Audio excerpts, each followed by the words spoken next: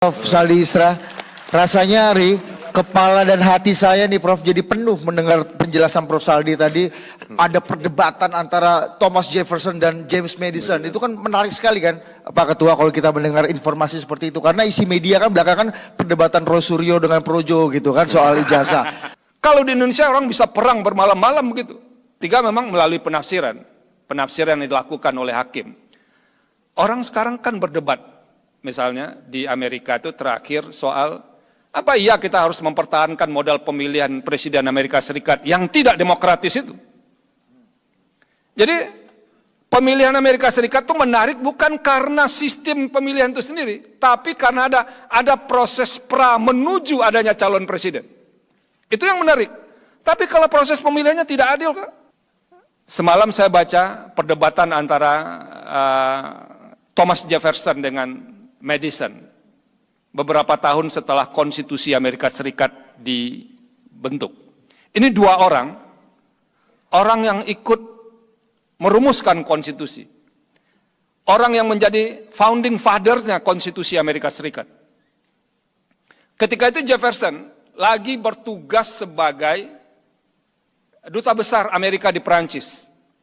Dia merujuk pengalaman ini di Perancis ini saban waktu saja dilakukan perubahan konstitusi sebelum perubahan yang terakhir itu. Sehingga dia mengatakan, ini sudah waktunya kita perbaiki konstitusi sekarang. Tapi kata Madison, Bung hati-hati dulu, kira-kira begitulah. Anda jangan terlalu cepat berpikir mengubah konstitusi ketika yang kita hasilkan itu belum mampu dimamah secara baik oleh orang Amerika. Lalu Anda akan ubah lagi konstitusi, memulai lagi dari nol.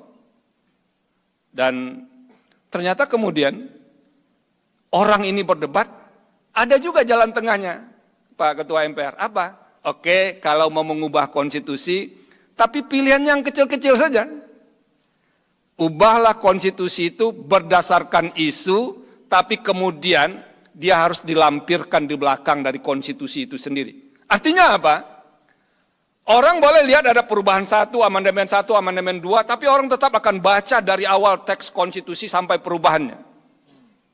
Tadi Pak Muzani, saya sampaikan ke Mas Agun, saya merasa ada sedikit poin yang mungkin harus dipikirkan kembali oleh Bapak-bapak dan Ibu-ibu anggota MPR.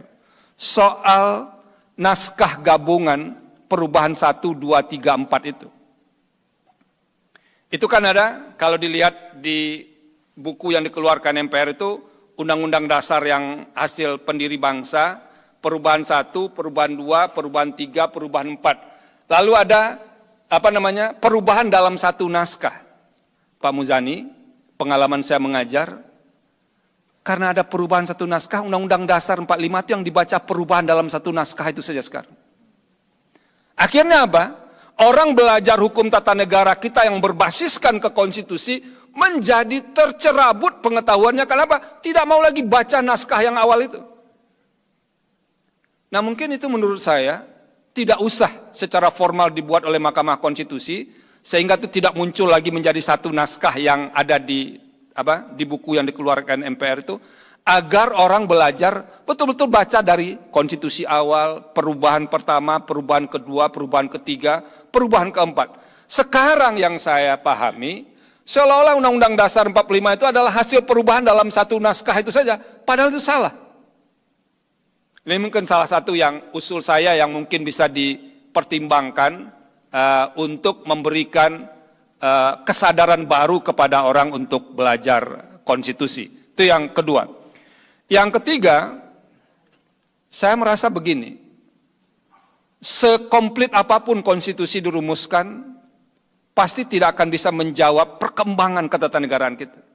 Kalau dia diubah terus-menerus, nanti nggak ada bedanya undang-undang dasar dengan undang-undang. Oleh karena itu, biasanya dibangun tradisi positif yang dikenal dengan konvensi ketatanegaraan. Nah itu kan, tadi Pak Muzani, ini harus ada ini, kayak pertemuan rutin, ada inti antara cabang kekuasaan ini dan segala macam. Itu kan tidak ditentukan di konstitusi. Tapi kalau dia bisa dibangun dan dipelihara, dia akan jadi bagian yang kemudian bisa menutup ruang-ruang atau celah yang ada di konstitusi itu. Pak Muzani.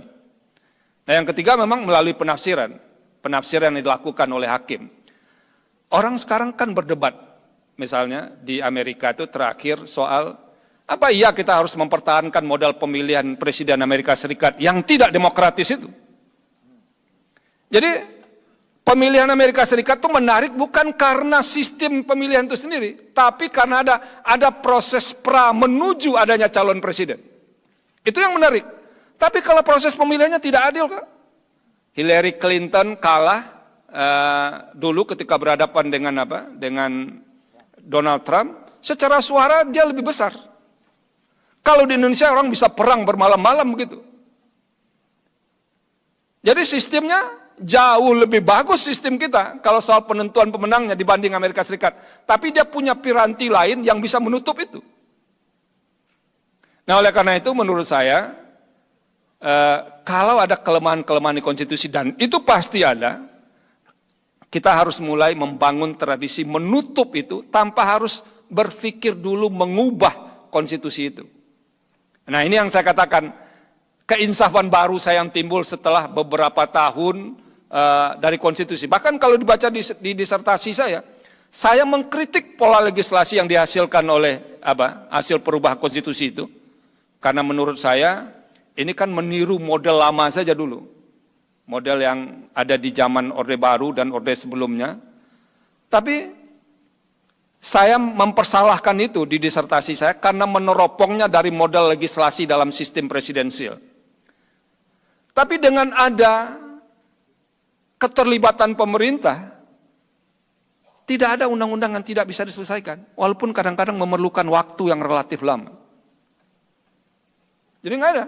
Selalu saja ada cara untuk bisa menyelesaikan undang-undang itu. Tapi kalau kita punya veto kayak di Amerika, mungkin ceritanya akan lain. Akan ada berhenti, ada yang tidak lanjut, dan segala macamnya. Dan inilah keunikan sistem kita yang ada, dan menurut saya, ini sesuatu yang harus kita ceritakan terus-menerus, yang terpelihara, dan itu bangunan desainnya ada di konstitusi. Saya tutup, nanti jangan saya yang jadi narasumber tunggal di acara ini. Ya, tepuk tangan untuk Prof. Saldi Isra. Rasanya kepala dan hati saya nih Prof jadi penuh mendengar penjelasan Prof. Saldi tadi. Ada perdebatan antara Thomas Jefferson dan James Madison. Itu kan menarik sekali kan Pak Ketua kalau kita mendengar informasi seperti itu. Karena isi media kan belakangan perdebatan Rosuryo dengan Projo gitu kan soal ijazah. Jadi ini hati saya penuh sekarang mendengar ini penjelasan Prof. Saldi. Melimpah kita ke Prof. Jimli. Betul, supaya tumpah-tumpah. Iya, apakah keinsafan Prof. Saldi tadi udah di waktu yang tepat atau sudah terlambat keinsafannya?